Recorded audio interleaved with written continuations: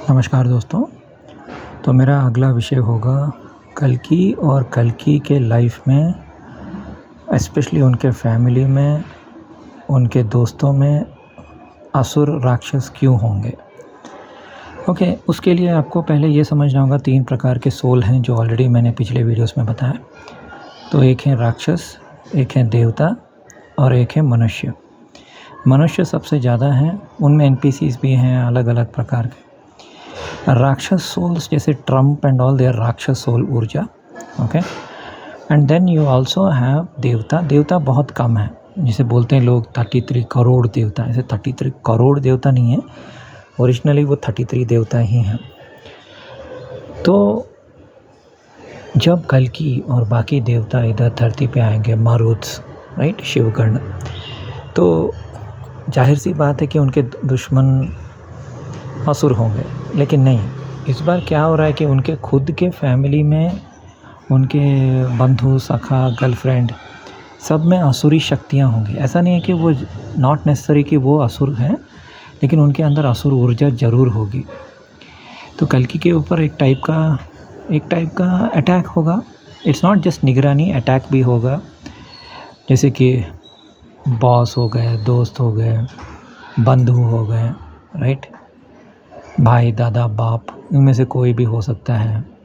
तो इन लोगों का काम सिर्फ एक ही है कि कल्कि को बार बार डाउन करें, डीमोटिवेट करें, मतलब उनकी ऊर्जा को खींचें और उनको बहुत ज़्यादा जलील करें। और ये प्रोसेस जो है बहुत साल चलेगा उनके लाइफ में। और कल्कि जब तक उनको याद नहीं आता कि वो विष्णु अवतार हैं, कल्कि हैं, उनको ये याद नहीं रहेगा कि क्यों वो बेमतलब का क्यों जलील हो रहे हैं। तो पहले तो वो सोचेंगे कि शायद उनका कर्मा ही ख़राब है, ये वो, लेकिन बाद में धीरे धीरे उनको समझ में आएगा कि ये सब उनके पिछले जन्म के बदले के असुर थे।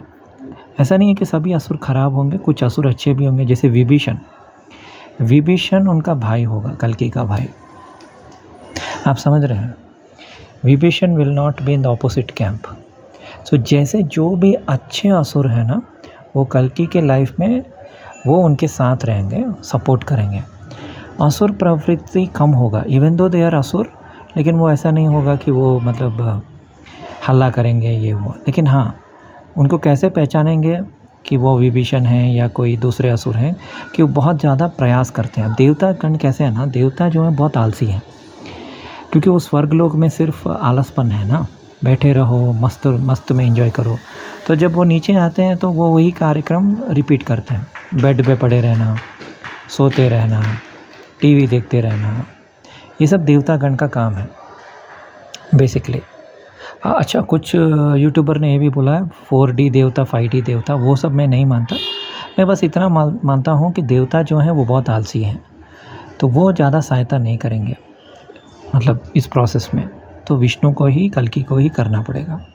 बाकी देवी देवता, they are just here to enjoy, जब तक उनको याद नहीं आता कि वो देवता हैं और उनको भी थोड़ा कार्य करना होगा।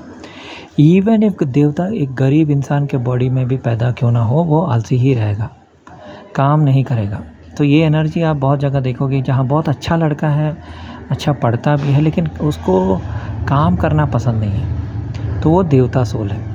देवता सोल इसलिए है क्योंकि वो उसके कर्म अगर देखेंगे तो किसी को वो तंग नहीं करेगा, किसी को मारेगा नहीं, किसी को पीटेगा नहीं, किसी को तंग नहीं करेगा। सो दैट इटसेल्फ शोस, सो कर्म इज़ द स्ट्रॉन्गेस्ट इंडिकेटर कि वो देवता है कि असुर है। असुर का काम है रैगिंग, बुलिंग, हरासमेंट, टॉर्चर, गंदी गंदी गालियाँ देना, गंदे गंदे मेल्स लिखना, ये सब असुर प्रवृत्ति हैं। क्या वो 100% असुर है ऐसा नहीं बोल सकते, लेकिन असुर एनर्जी डेफिनेटली है। ओके, या असुर प्रभाव उनके ऊपर, उनके मन के ऊपर टेम्पररी आ सकता है, तो ऐसा भी हो सकता है। ठीक है, नॉट नेसेसरी कि असुर ही खुद कल्कि को आके तंग करेगा। तो ऐसा भी हो सकता है कुछ मानव शरीर में असुर टेम्पररी कब्जा करेगा। ओके, तो ये बेसिकली उनको हरासमेंट करेंगे और फाइनली कल्कि जागेंगे और कल्कि समझेंगे और फिर वो फाइट करेंगे। ठीक है दोस्तों।